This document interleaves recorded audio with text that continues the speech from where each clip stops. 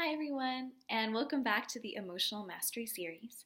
It's Charlotte here, and today is all about how to finally break free of the stories that have bound you from truly being you so that you can become a conscious co-creator of your life. But first, I want to talk a little bit about the brain and how our biology is a mirror to us of our mental emotional selves and why this is so important for us in order to become emotionally masterful. So, when we have these traumas where we have abandoned ourselves or rejected ourselves, and we've decided that I'm not how I'm supposed to be, the world isn't how it's supposed to be, and this is where we suffer. So then we move from a state of love as children where we can grow and create and observe and learn and expand into a state of fear and contraction. And in a state of fear and contraction, all that's available to us as a choice is to maintain the status quo. So this is why being in a state of fear and being in our programming can be so harmful and why it's so difficult to get out of. In his work, Bruce Lipton talks about how our brains work just like a cell works. And when a cell is in a state of fear, all reproduction shuts down. All healing shuts down, all growth and expansion and evolution shuts down.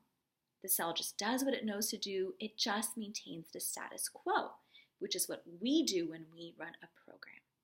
What happens here is that we automatically kick ourselves over into being in the left brain. Now, the left brain is the verbal, logical, linear brain, and the reason why we kick ourselves over to this brain is because we believe that we need to defend ourselves against reality and what's happening in the present. So we need to remember and cling to the past. We need to remember what happened to us because we feel like that's going to help protect us from future pain or present pain.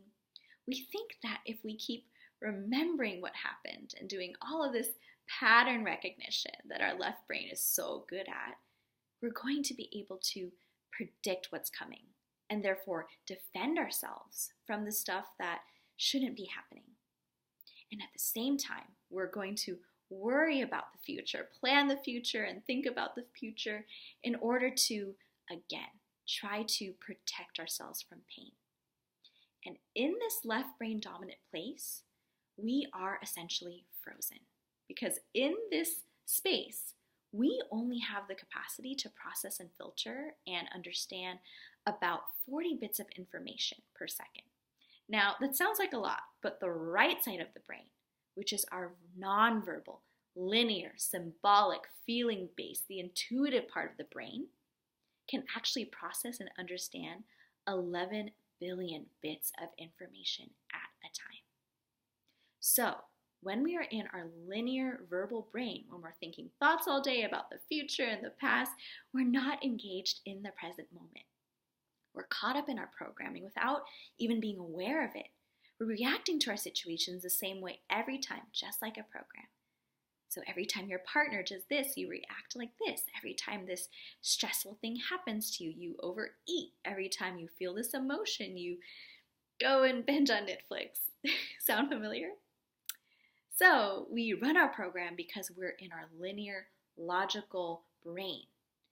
This is so critical to understand because if we are operating from a state of fear, we are only capable of maintaining the status quo. We will simply go on to have the same kind of life and the same kind of experiences again and again. So when we're caught in our logical thinking brain, we cut ourselves off from a tremendous amount of information.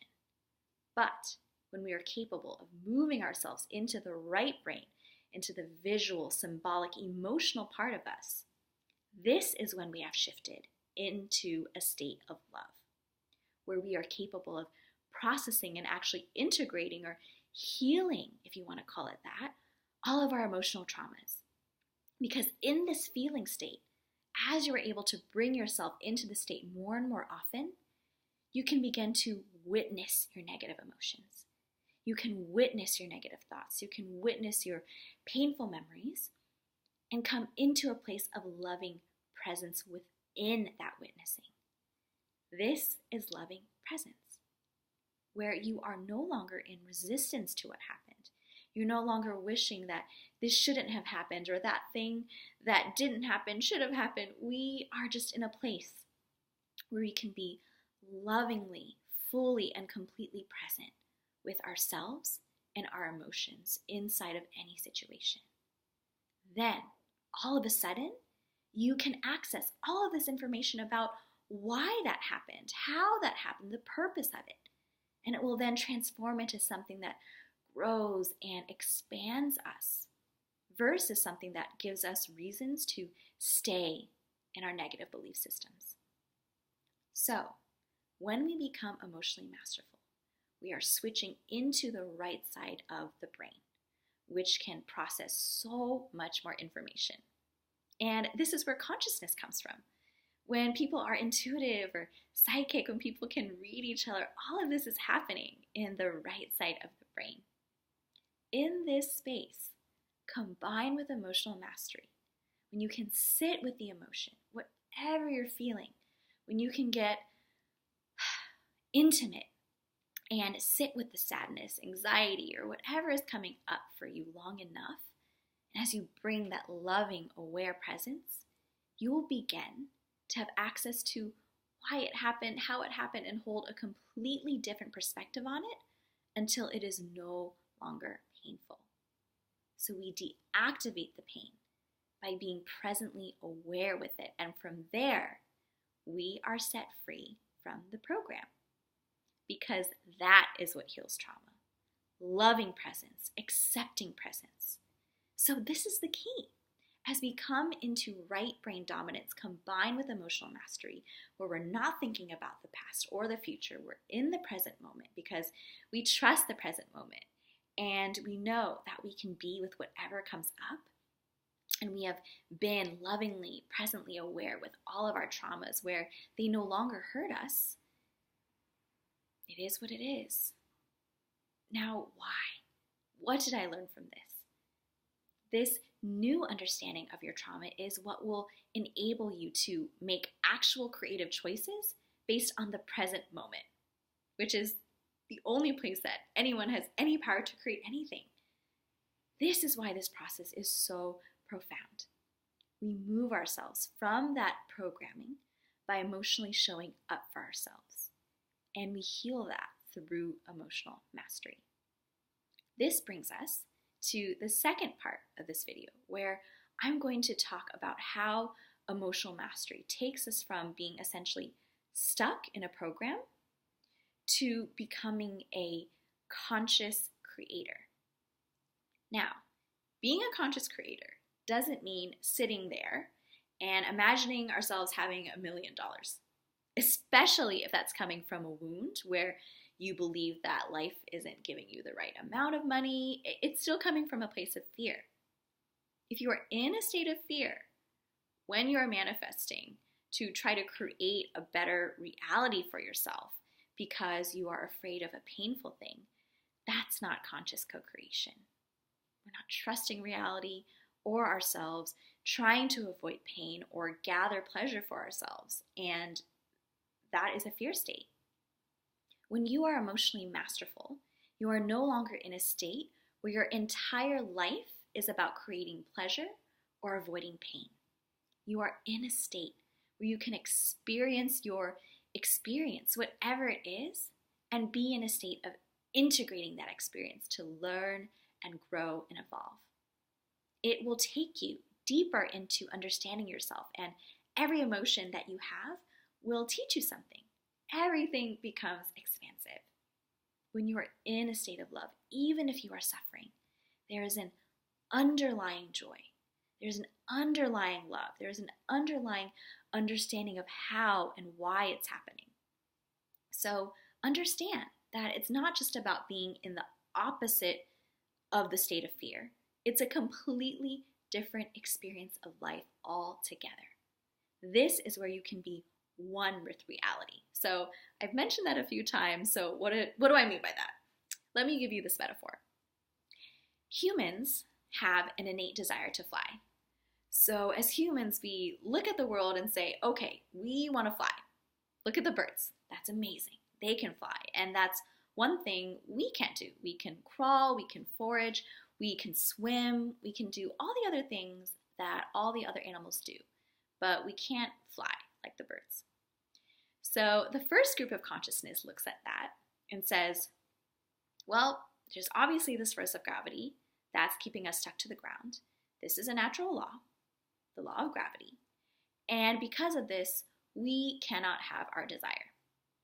And that's a painful thing, that we want to be able to fly, but we can't because gravity is what it is. It sucks, but it's just the reality. And these people would call themselves the realists, right? Reality just is what it is, and it is opposed to our desire, and that's not right. It shouldn't be that way. It's causing pain, but I'm just going to accept it and then move on with my life and let go of my desire and just accept that this is just how life is. Now, the second group of people would say, no, I believe that my innate desire to fly is good, and I want to get off the ground because being on the ground is painful, and maybe I have this idea that being in the air would be really fun and be really pleasurable, and I want pleasure, I don't want pain, and gravity seems to be the thing that's in my way. So, screw gravity. I don't believe in it. I'm just not going to believe that it's a thing. I'm not going to give it any power by focusing on it. And I'm just going to jump off a cliff because I know that it's what I want. I don't want to believe that gravity exists because it's holding me back from what I want. And so I'm just going to jump off a cliff and I'm going to fly because I just want it that badly. And then they go jump off a cliff and then they fall and then think, what the hell? Life sucks. Life hurts. Life is totally against me. So these would be the idealists. You're moving still from a place of trying to avoid pain or get pleasure from this desire that you've created. But you're still out of alignment with reality. You still believe that something has gone wrong in reality, that gravity just shouldn't be because it's out of alignment with what I want, which is to fly. Now, the third group is the awakened group, the emotionally masterful group. The third group says, okay, I have a creative desire to fly. It would be a creation to move humans from a state where they could not fly to a state where they can fly. And that's a creative act. Gravity is something that I cannot do anything about. I cannot change a natural law. However, I can observe a natural law and learn everything there is to know about it. So we study gravity. We observe gravity. We learn how gravity works.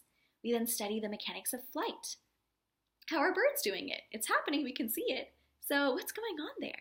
How do aerodynamics work? How are birds able to use gravity to their advantage to make them fly? So we start to understand, and we look at the birds and we look at the beasts of the earth that fly, and we start to learn and observe reality. So we're not separating ourselves out from our desire, and we're not separating ourselves out from reality either. We are uniting the two. And in that, we can co-create an airplane. You see? We can take natural law and our desire and at the same time use our creativity, use our right brain to create something totally new that was not in an attempt to get away from something painful or go towards something pleasurable. The whole experience was pleasurable. The whole experience of learning about gravity and doing these experiments of learning how birds fly and probably failing at making an airplane hundreds of different times, that whole process was one of love because it was an expansion, an experiment. It wasn't running an old program of that's just how reality is and it sucks, or I don't want to believe that reality is the way that it is, so I'm just going to do what I want to do and then reap the consequences because you've kind of buried your head in the sand about what is actually happening. You're using natural law and what you desire as a creative expression. This is what emotional mastery is. It takes you out of being crushed by reality or being in an opposition or denial of reality into being completely at one with reality. That's what being a conscious co-creator is. When we can learn how not to be at odds with reality, what will happen is that you will start to get farther and farther away from the thought of this should have happened or this shouldn't have happened. And you start to just be able to say, what happened is what happened. And you start to be able to understand in a much deeper way the greater purpose of everything that happened to you. This is what shifts you out of that fear state and into that state of love.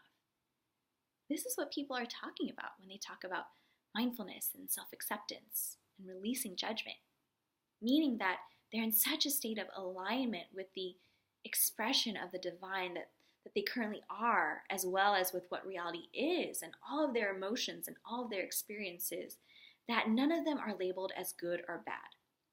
They're all right. They're no longer needing to defend themselves from reality with thoughts about the past that will try to predict and control their future to create more pleasure or less pain, because there's no more duality. In a state of love, you will experience pain and you will still experience pleasure, but you won't have the dual sense that pain is bad and I need to get away from it, and pleasure is good and I need to get more of it. And at the same time, you will no longer label yourself as wrong and bad. So you've lost judgment. But this is a process. It's not just about trying to stop judging or resisting. It's not just about trying to stop rejecting yourself and fixing yourself. The deeper work here is truly integrating the parts of you that believe that that's even necessary in the first place in order to protect yourself. So this is what emotional mastery process is. It takes you into your emotion. It helps you separate it out so it doesn't overwhelm you. And it helps you to feel into it and visualize the emotion so that you can tap into this right side of the brain that has so much more information and symbolism and expansiveness for you. Shifting yourself more and more into a state of love. And then eventually coming to a place where you will start to actualize yourself. Why? Because you have gone through these ego deaths where you have let go of what you have decided what reality should and should not be, and you are aligning more and more with reality. Then your experience in life is one of love and joy, no matter what's happening. Even in the midst of your sadness, there will be an underlying joy. Even in the midst of losing a parent or a best friend, it's going to be a completely different experience than the one you're having in your fear state. And from there, we can be conscious co-creators. We can understand how reality works. We can understand how we work. And then we can create something new rather than running a program. And this is how we're going to change the world. How this actually affects everything is this is how we're going to change the world. One person becoming emotionally masterful at a time. Because then you are being creative. Thank you so much for being here with me and for this exploration. In this next video, I'll lead you in a simple but powerful visualization meditation to support you in your cultivation of a more emotionally masterful life. I'll see you soon.